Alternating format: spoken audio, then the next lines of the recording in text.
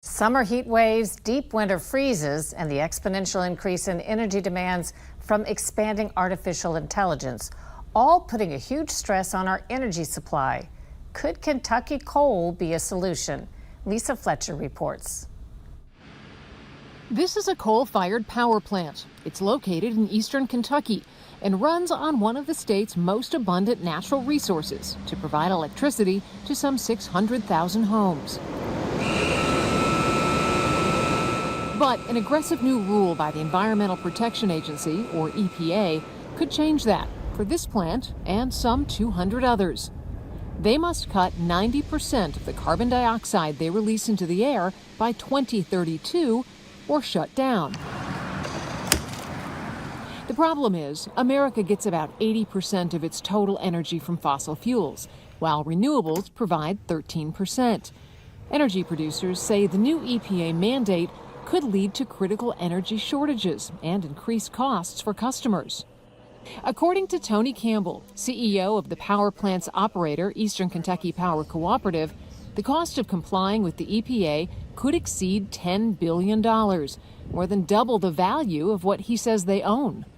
Our balance sheet's only $3.8 billion, $3.9 billion. Well, how are we going to afford that? Our current average residential member is about a bill of about $157 a month. After we build all this, it's going to be somewhere between $257 and $308 a month. And our end consumers aren't going to be able to afford that.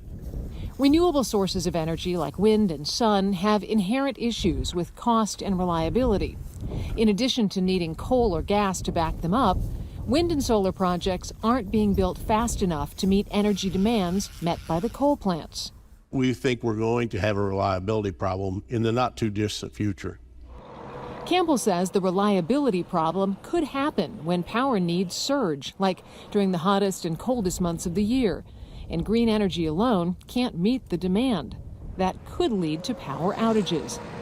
A lot of people think that we're misguided and we believe all in the coal. We're not attached to coal at the hip. What we are attached to is the reliability that it supplies right now. How do we make all these other energy sources reliable so people aren't worried about whether the power is going to stay on when there's an energy crunch? Oh, it's going to take time to prove this out. So here's my hypothesis. Hey, we continue to put more renewables in, and then we throttle our plants back. And then when it gets really cold or really hot in seasons, then we run them harder, run them up to speed. We keep them alive, because if we close them, they're going to be torn down. We closed one 1950s vintage coal plant, and we wanted to keep it alive for 5 years. But we found out after 2 years, it just started falling apart. If you don't use them like anything else, they'll deteriorate quick. Almost 160,000 coal plants retired in the U.S. between 2000 and 2023. Cheaper forms of energy like natural gas driving many of the decisions. But shutting down too quickly has proven to be difficult in Germany. After an aggressive government plan to close its coal plants, Germany ended up restarting 27 of them in 2022 and 2023 amid an energy crisis.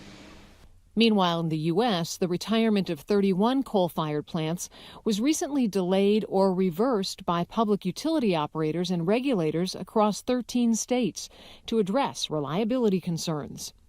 That number is expected to grow in the short term if the EPA rule is not withdrawn or overturned.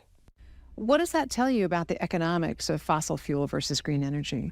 Well, I can tell you that the economics of green energy are going to be expensive. The people that really believe in it and are pushing us in that direction think it's cheap, and it is cheap, the energy coming out of it. But remember, they only runs when the sun's shining or when the wind's blowing. And then you have to have another plant down there to run when it's not.